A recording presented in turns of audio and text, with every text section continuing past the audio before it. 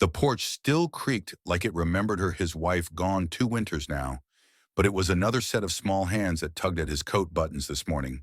The little one always the early riser. Her braid was crooked again. He sat her between his knees and redid it by the glow of the hearth fingers, rough but gentle. The twins slept still, arms tangled in blankets like Vine's cheeks pink with leftover fever. He glanced toward the ladder that led up to the loft. Empty, quiet as it had been for months. The wind outside hummed low, as if holding something back. The fire popped once, then settled. He'd stopped marking days. There was no rhythm anymore, only the pull of chores, water to haul, animals to tend, bread to knead, whether his hands shook or not. And in that endless turning, something inside him had gone quiet too, not dead but distant, like a bird that had flown into a canyon and never returned its echo. That morning he was fixing the gate hinge when old Silas rode up his mule, grunting like it hated the message it carried. "Trouble in town," Silas said after a long silence. He didn't ask for coffee, didn't dismount, just stared hard.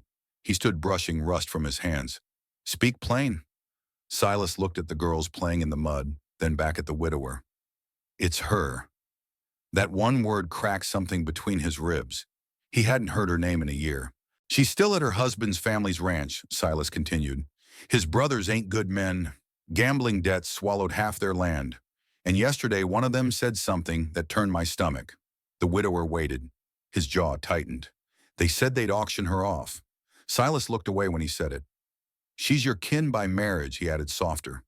"Your girl's aunt." No more was said. Silas turned his mule and left behind the weight. That night the widower sat outside with the shotgun across his knees, the firelight flickering across the dirt yard. He stared into the dark for a long time. He didn't pray, but he remembered. Her voice, her laugh, the way she used to bring flowers for the girls even after she wasn't chosen. Especially then. In another life he might have said yes to her first. He rose before dawn and saddled his horse. The girls stirred but didn't ask. They knew that look on their father's face. They'd seen it when the fever nearly took their sister, when the drought cracked their well. He rode into town beneath a sky the color of spilled ink. By the time he arrived, the square was already half full, folks drawn to the stench of something shameful. Laughter echoed off the church walls. One man shouted something vulgar. Another raised a hand of cards, grinning.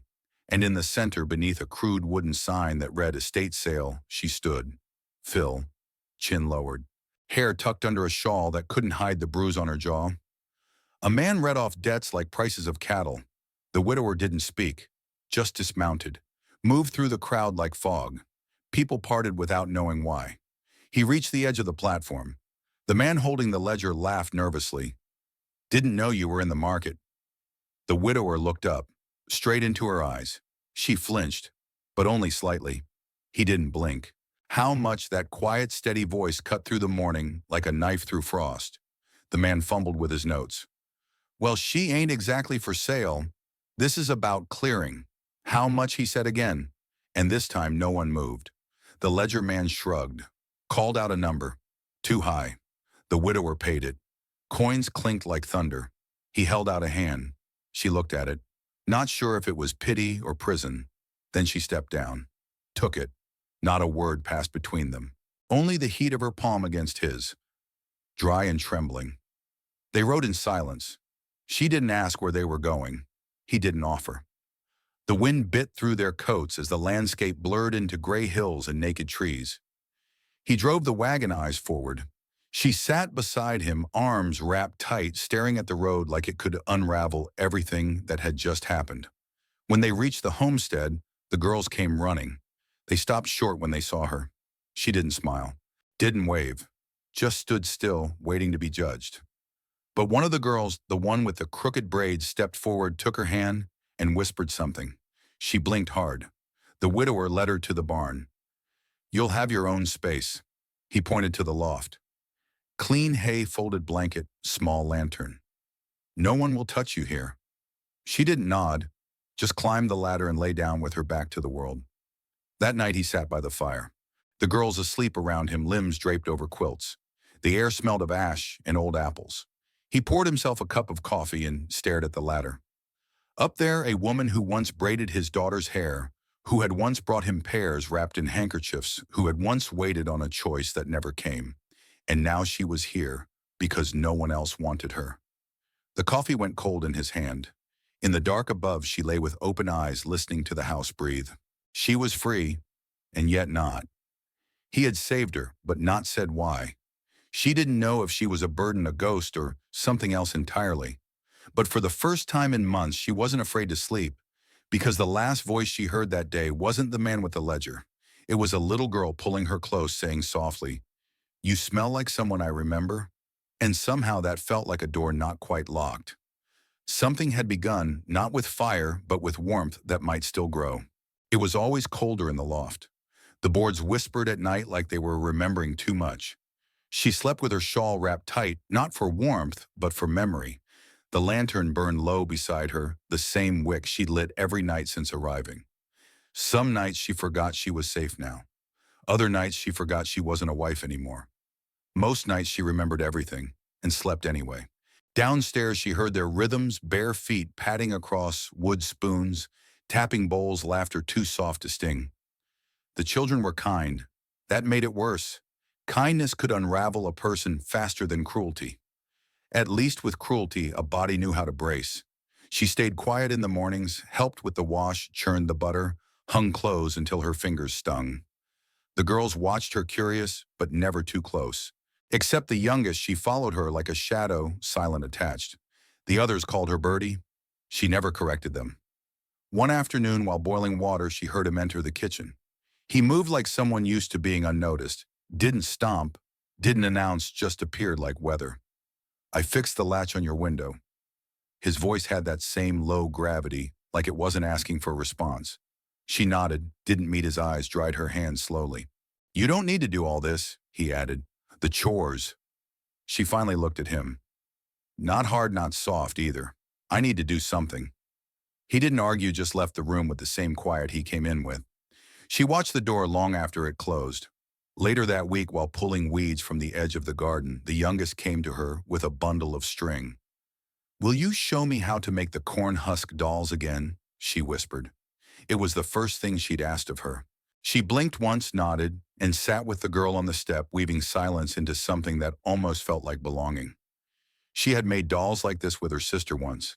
They'd sit in the same patch of sun, arguing over whose was prettier, laughing, like they'd never run out of years. The girl's fingers were clumsy, eager. "What was my ma like?" she asked without looking up. Her chest stilled. "She was bright," she whispered, "like buttercups. She used to hum when she sewed." The girl smiled at that. "I do too." The doll in her lap tumbled sideways unfinished, but the moment was whole. That evening when the widower returned from town, he paused at the porch. She was inside mending socks, her needle working with steady rhythm. He watched her through the open door unnoticed. The fire lit her face gently. Her mouth didn't smile, but it had softened. Her shoulders were no longer tight as rope. He said nothing, just left the sack of salt and beans on the table and retreated. That night she opened the small box she kept under her cot. Inside were things no one asked about. A folded photograph, a button from a coat long lost, a letter that had never been sent. At the bottom, tied in ribbon, was a pressed yellow flower. She stared at it like a secret dared to bloom. They'd been young. She was 16. He was already spoken for. Or at least her father had spoken for him. Still, one afternoon by the river, he had carved her initials in the bark of a willow tree. She'd watched him do it, said nothing, only touched the letters after he left. Weeks later, his engagement was announced. Not to her. She had wept in silence and accepted the role given to her, the extra sister, the one not chosen. Now she lived in the house where that other life had unfolded. She stirred the same soups, touched the same banister, folded the same shirts, and she could not tell where the past ended or the present began. One morning while gathering eggs, she caught her reflection in the window pane. She didn't look like a woman who'd been rescued. She looked like a woman still standing in the shadow of someone else's choices. In town, the whispers began again. She's living there now. Bold. Replace the dead with the next of kin. They say he paid for her. She heard them, felt them like dust settling in her lungs. At the dry goods store, the woman behind the counter raised a brow. "You need anything else, missus?" That word clanged like iron. She shook her head, turned fast. The loaf of bread under her arm felt suddenly too heavy. Back at the homestead, she didn't speak as she unpacked the supplies. The girls noticed but didn't ask. He came in after a long ride. Dust streaked across his shoulders. Something wrong. She set the flower down harder than she meant to. I'm not your wife. He blinked. I know that. Do you? She asked, voice quiet but edged. Because it feels like I've stepped into a dead woman's dress, one that never fit me to begin with. He looked at her a long time, then said, You're not her. She crossed her arms. Then why bring me here? Why pay them because they would have broken you? And I couldn't bear that. She stared at him. But you didn't choose me then. Not when it might have mattered. His eyes dropped. I wasn't brave enough to want what I wanted. I was told who to love, and I obeyed. The silence between them felt ancient. He looked up again, voice rough. I'm sorry. She turned away. Her hands trembled, though she clenched them tight. That night she found a folded note beside her lantern. 4 words in his plain, strong script. You are not forgotten. She didn't cry. Not yet. But she lay back on the cot and whispered into the dark. I don't want to be remembered. I want to be seen. The next morning the youngest brought her a flower. Small, crushed, but bright. She tucked it behind her ear without a word. And when he passed by the porch, he paused. She didn't smile. But she met his eyes, held them. He nodded once. Not like a man asking forgiveness, but like someone offering time. She returned the gesture. Something had cracked. Not broken, just loosened. And that was enough. The first sign of spring came not in the thaw, but in the way the wind stopped biting. One morning the frost on the porch rail didn't crunch beneath her fingers. The air still held its chill, but the cruelty had faded from it as if the land itself had exhaled after a long-held breath. She hung linens on the lined fingers, red with cold, and noticed the way the sunlight caught the cotton like a whisper. The youngest girl was gathering sticks behind her, humming a tune with no melody skipping between shadows. The sound made her heart ache without warning. He was in the field sleeves rolled, tending to the new fence. Every few moments he glanced up not to stare, just to note her presence. She didn't know what to do with that quiet awareness. It wasn't hunger. It wasn't pity. It felt like respect. And that was far more dangerous. Later that day, a storm threatened on the horizon, low clouds that moved like slow horses grumbling their warnings. She rushed to pull the laundry down the girl, helping little arms full of still damp cloth. Inside, she moved quickly, lighting lamps, placing buckets under leaks. He entered with his boots, muddy face streaked with sweat and dust. The wind slammed the shutters. The youngest girl cried out. Without thinking, she gathered the child into her arms, whispering old lullabies into hair that smelled of wheat and smoke. He watched her from the threshold. She didn't see the look on his face like a man recognizing something he'd never dared ask for. The storm passed quickly, all fury and flash. When silence returned, the girls were asleep in a pile of quilts. She rose from the floor and found him on the porch, smoking slow, hat tipped back.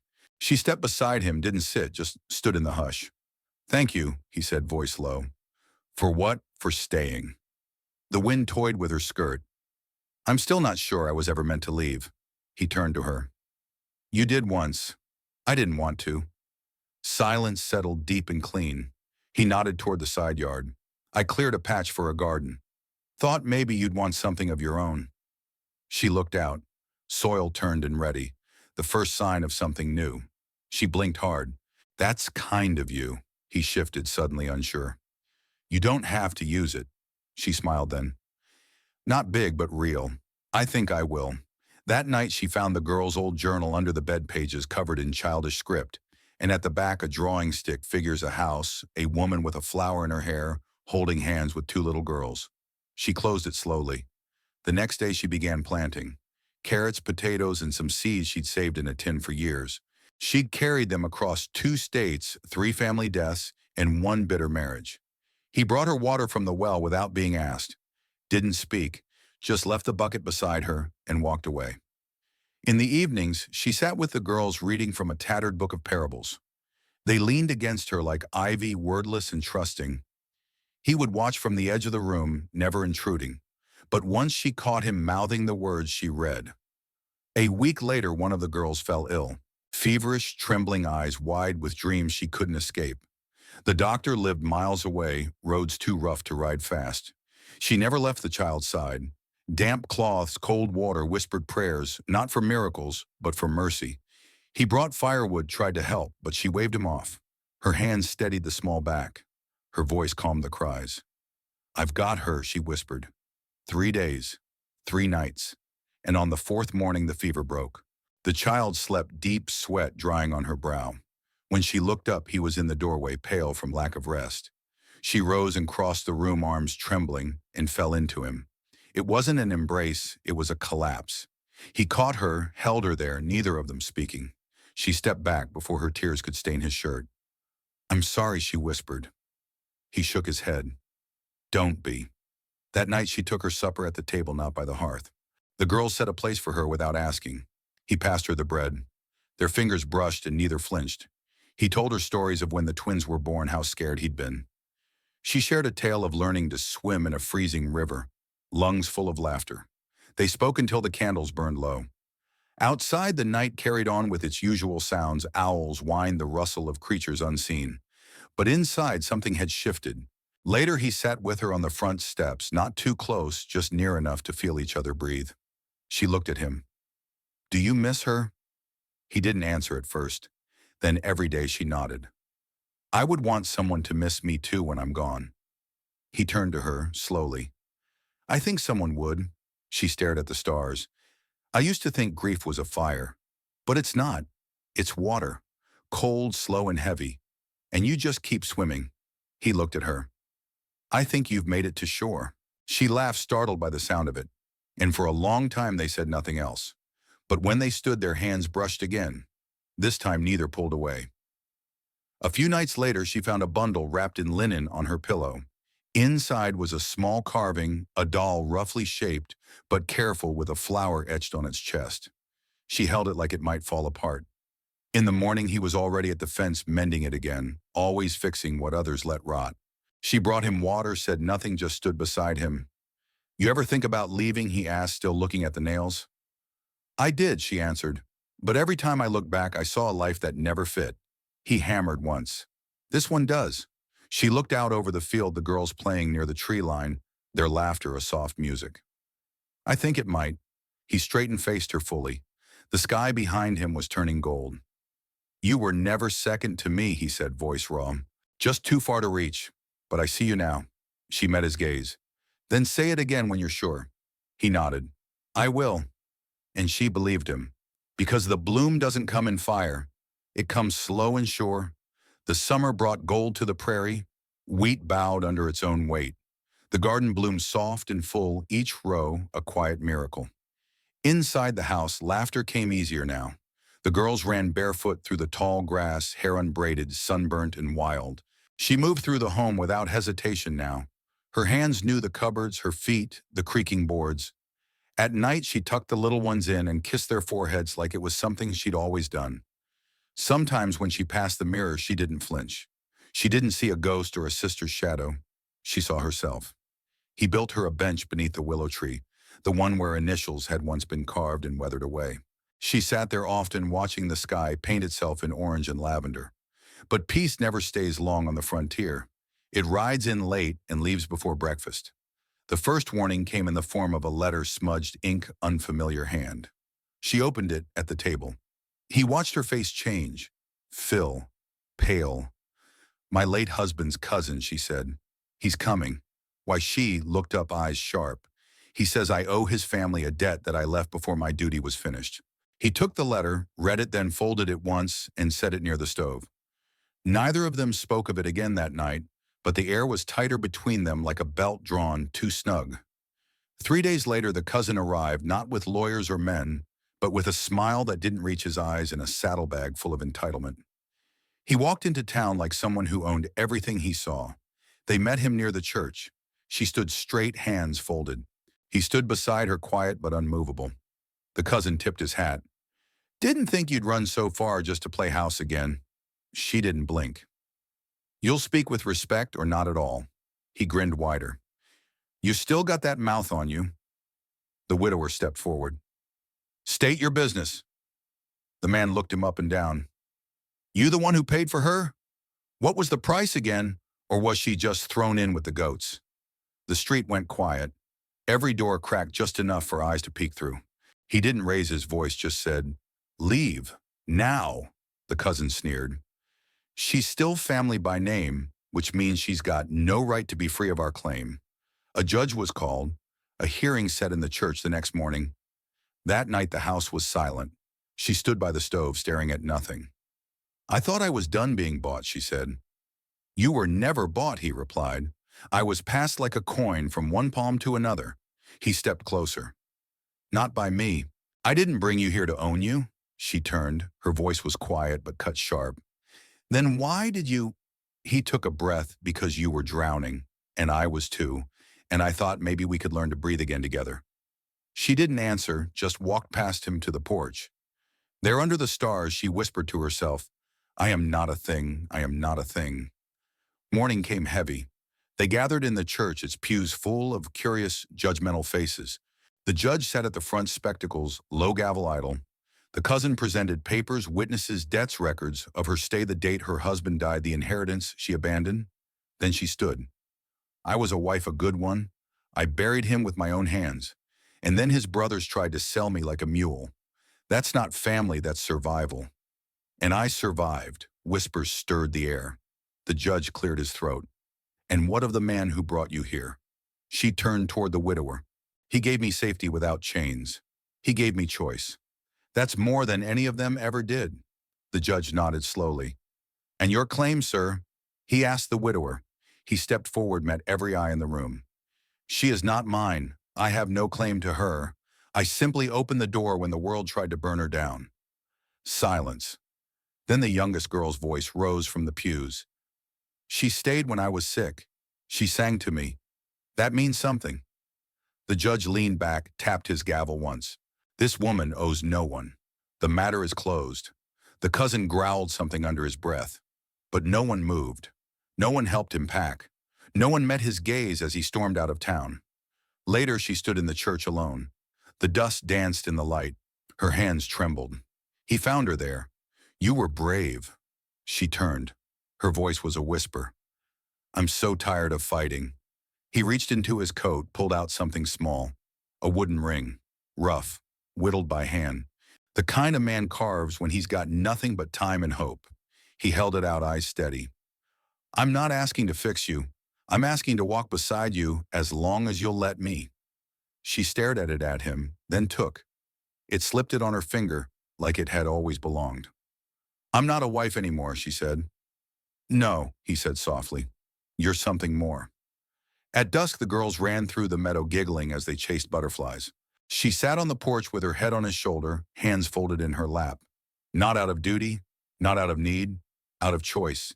He kissed her temple light as breath, and she closed her eyes. The next morning, the first tomato ripened in the garden she planted. And in the space where a scar once lived, something gentle bloomed. Because she had not been sold. She had been seen. She had not been rescued. She had been chosen. And for once, the world didn't whisper. It stood in quiet awe. Because sometimes love doesn't roar in. Sometimes it walks barefoot through the kitchen, sets down a basket of laundry, and says, you're home now. Which city are you watching our video from? Please leave a comment. Please subscribe to the channel as well. Thank you.